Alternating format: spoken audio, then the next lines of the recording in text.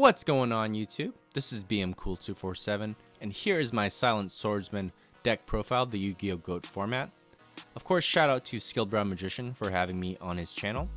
I also have my own channel, Bmcool247, where I do Yu-Gi-Oh! GOAT deck profiles as well as Yu-Gi-Oh! Card openings. I'm doing a lot of Korean card openings because the old school TCG cards are very expensive. The packs are very expensive and they haven't really been reprinted, so the only affordable route is the Korean booster boxes, so definitely check that out. Without further ado, let's go ahead and get into the card by card here.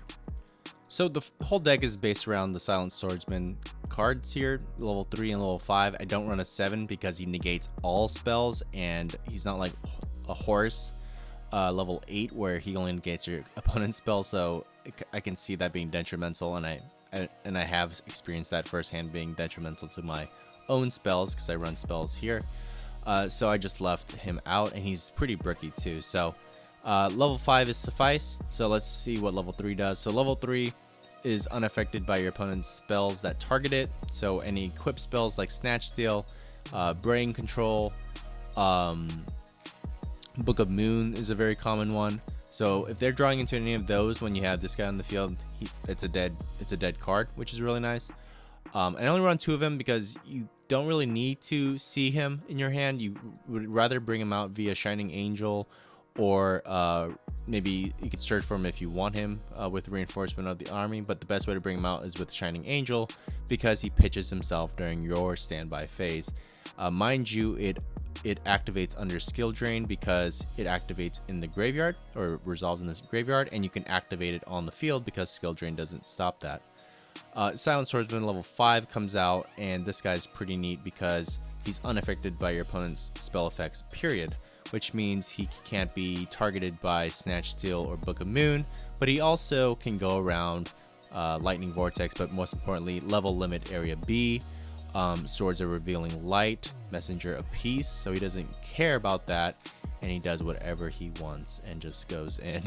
Of course, Mirror Force, Sekretsu, and monster effects still get to him, but at least he gets around one thing, which is why I run Divine Wrath, but we'll get to that in just a moment. So I run 3 of him. He's also good to, whether you want to Snatch Steal or Brain Control your opponent's monster and just tribute him off for this guy here. 2 Shining Angels for the reasons I just mentioned to bring out Silent Swordsman level 3. I used to run 3, but I didn't really want to see him that bad.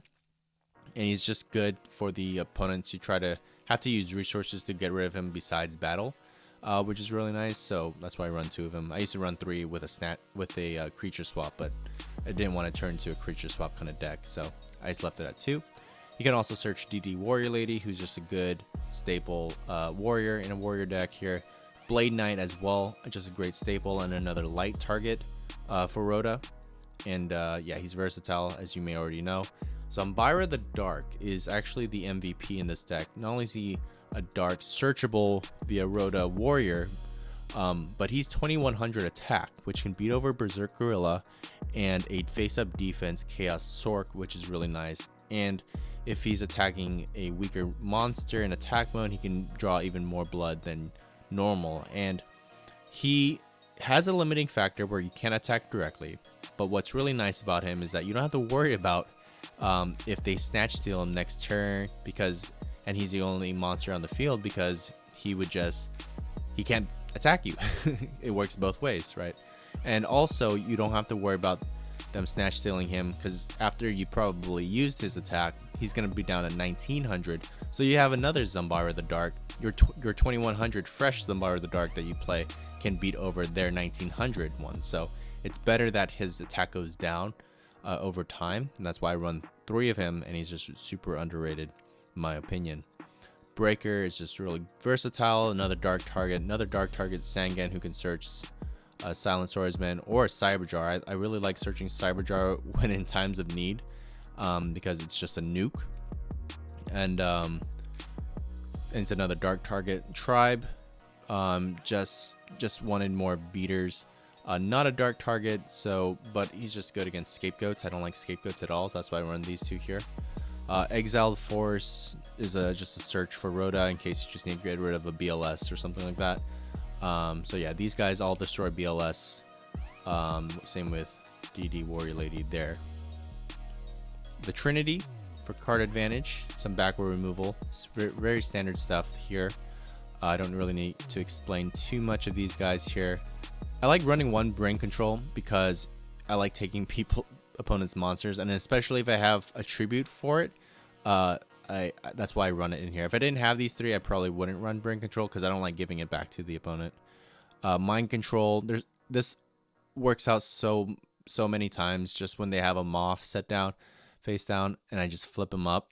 It's just hilarious. They just have a sad teardrop. I can sell on the other side of the screen that I just used their moth against them. It's like a third knock in my opinion. 2 Rotas because it's a warrior deck. Nobleman is the knock. This is very necessary because you can't stop really monster effects. Besides actually Divine Wrath you can, but I mean you can't prevent, because these guys are against spells, right? They're not mystic swordsmen, they're silent swordsmen. My body has a shield in case you need to just go for it, the win. You need to bring up a lot of guys in attack mode and don't care about a mirror force. You can just have this in hand when you're attacking, so this can come clutch as well, or a torrential or anything that destroys it that's not a spell, because you got all your spells covered with his effect, but you don't have your traps covered with him, or even a monster that tries to destroy it. So the very cool thing about my body's shield is when they use tribe and they try to destroy your warriors, you can play this set card and you can negate the tribe, but you also destroy the tribe, which is awesome. I love this destroying it afterwards as well, so it gets rid of the problem issue. Divine Wrath as well, although it is a discard. Whenever they bring out a tribe or a BLS, I love negating and destroying it because they're already pitching a card for cost for tribe anyway, so you kind of pitch a card too, but they lose the monster and you don't, which is really nice. And yeah, when they try to banish with BLS, you just need to get BLS the heck out of there. So whatever you're getting rid of with this, this is your way to get rid of monster effects or monsters. Ring, Mirror Force. I don't have Torrential. My playstyle doesn't. I put it in the side, but my playstyle doesn't work with Torrential, to be honest. 3 Solemns. Again, in case a BLS comes out or something you really don't want to happen is trying to happen. I just like throwing in Solemn in there. And Deck Devastation Virus. So haven't used it yet because I just never draw into it. But I know when I do, I have 3+2 targets here because this could search Zambara for my Deck Devastation Virus. So because he's 2100 in a dark and this is 2000 or more attack, so I am just waiting to use this because this will destroy their scapegoats, this will destroy their Sangans, Exiled Force, even DD Warrior Ladies. So all the staples, this can help get rid of those for 3 turns, and you get to see all the cards that they have too.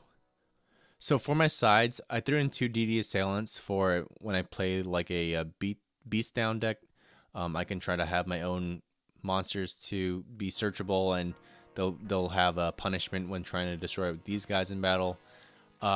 You'll see in one of my deck dual replays that Token Thanksgiving I ran 3 of, and I mixed up my deck a little bit here, but I had 3 Token Thanksgiving, and when they played Scapegoat, I just blew it up with Token Thanksgiving, and I increased my life points by like about 30.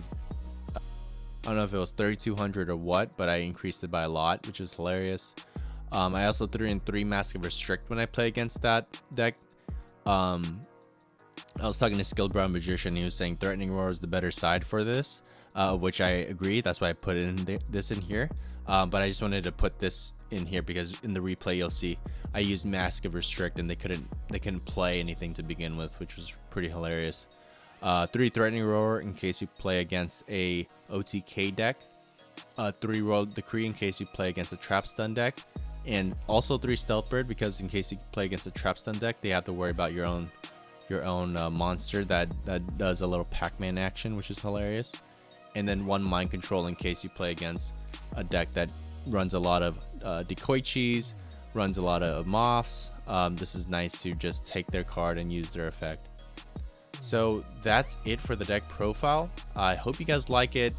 Give it a run. It's really fun. You'll find Zumbira to be very clutch, more cases than not, and it's just really fun to play this deck. And I also encourage you check out Skilled Brown Magician's deck profile on my channel as well. So thanks for having me, Skilled Brown Magician fans, and I'll see you guys next time.